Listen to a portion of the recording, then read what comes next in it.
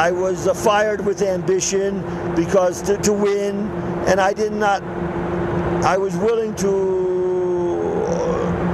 overcome all of these idiotic obstacles in the way of that block a talented person from winning. But now, you see, as you get older, right? What do they say? You have to get. What is the point? As you get older, if you don't get better, you have to get smarter. No? Yeah.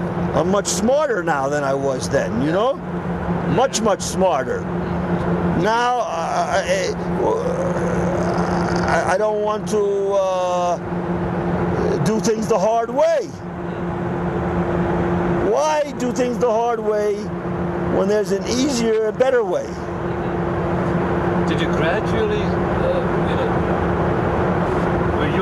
you were quoted as a young man as saying... The old chess is you're banging your head against the wall with this theory that you were trying to find some little improvement on move, 18 or 20. It's ridiculous. It gets harder and harder and harder. You need more and more computers. You need more and more people working for you. And less and less talent. Yeah, and less creative. Yeah, it's ridiculous. Enjoyment, everything. Why? Did you gradually start to hate chess, or did it come suddenly? Oh, that's a good question again. Did I gradually? I think it came gradually, but then at a certain point, I was hating it, but I didn't know it. You know what I mean? Because I was still trying to make it work. But then now I realized I was gradually hating it. All along. There's one question that I've always wanted to ask. Yeah. You basically stopped playing competitive chess already in 1972. Well, for 20 years. Yeah. Do you regret stopping? Do you regret not having defended your title against Anatoly Karpov in 1975? No. No regrets?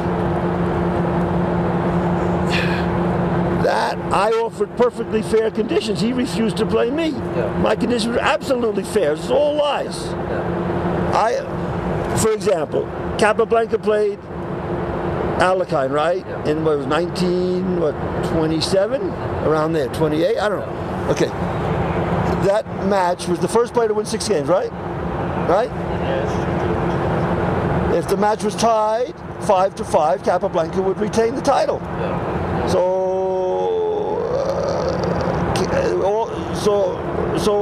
So Alekhine would have had to win the match by at least 6-4, right?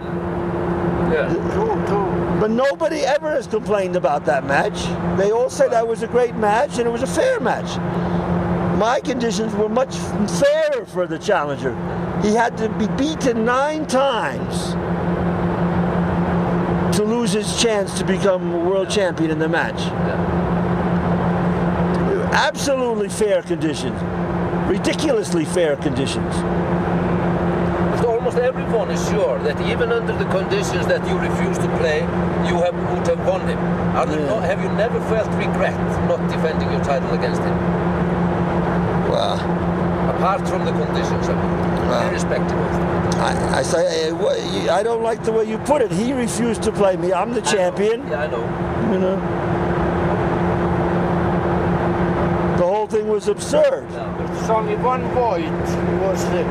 It fell on one void, Well, no. First of all, I talked to Fred Kramer later. Yeah. He told me I won this vote in Amsterdam. Yeah, okay. Yes, but because if you will recall, they never published the breakdown of the vote. Okay. They never said how each country voted on my conditions. And he says I won the vote. They just said I lost it. I thought you lost it by 1. That's what the press says, yes. But he said it's not true because they never published how every country voted. He says I actually won the vote. They're just lying. Well, let's get back to this prearrangement, okay?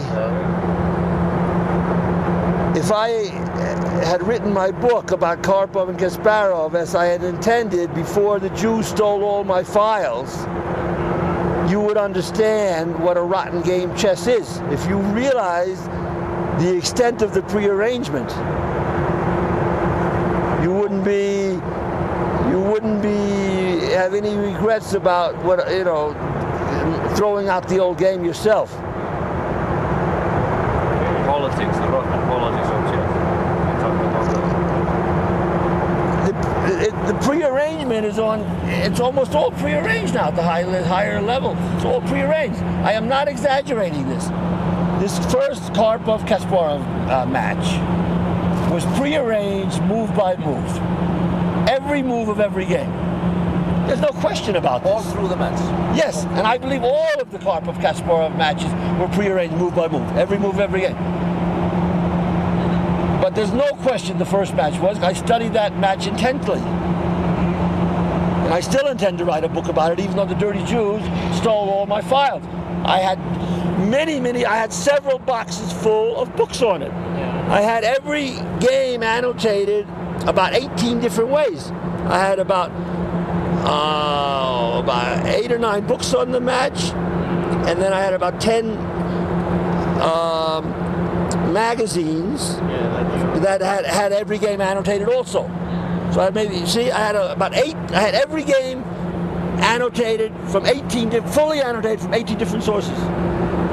Plus, I had a lot of other books, supplementary books, regarding the match. All this has been stolen by the filthy Jews at Beacons, and also when my mother died, they stole the books I had with her. We're talking about many dozens of books. So you think it's possible to prove that the match was prearranged? Yes, it's obviously prearranged, no question. Look, unless you think I'm crazy, which I'm not, the Jews say I'm crazy, I'm not, I'm perfectly sane. Anybody can analyze my voice, and you will see I'm telling the truth. Now ask the Jew bastard Kasparov, or ask Karpov, is their match prearranged? Ask it live, in the same conditions as this. You will see they are lying. You will see they are lying. Any half-assed expert will be able to tell you they're lying. With any kind of, even without a voice lie detector, but especially with a voice lie detector, you know? They are lying. It's obviously prearranged, the first match. So plain.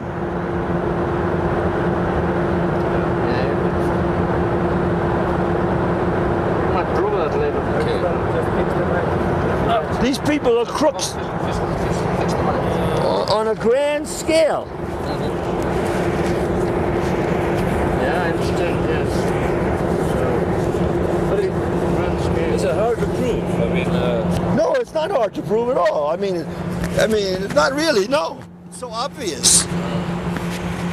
No, I mean, you cannot prove it necessarily having a recording of Karpov and Kasparov talking, but like that.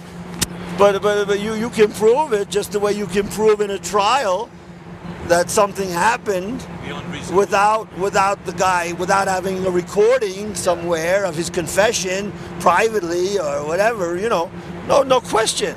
No, it's obvious as hell. Obvious as hell. To a totally different thing, Yeah. Bobby. What about religion? Have you kept your faith? Is there a God?